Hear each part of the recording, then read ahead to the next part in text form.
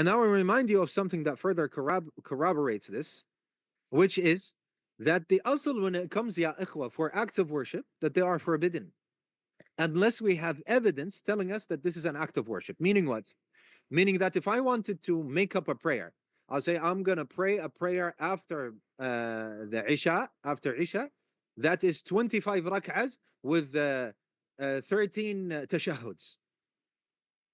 You say, no, this is haram.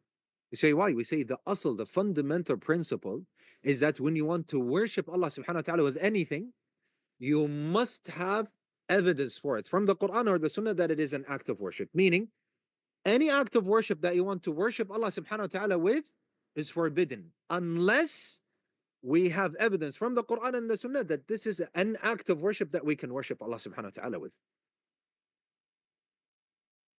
Someone cannot come and make another zakah. He says, I'm going to make another zakah, which is 1% of what we take, and we're going to pay it every 6 months. We say, la, this is haram. He says, why? We say, the asl, the overall rule, the continuous rule, and the fundamental principle is that any act of worship is forbidden as long as we have evidence from the Quran and the Sunnah telling us that this is an act of worship.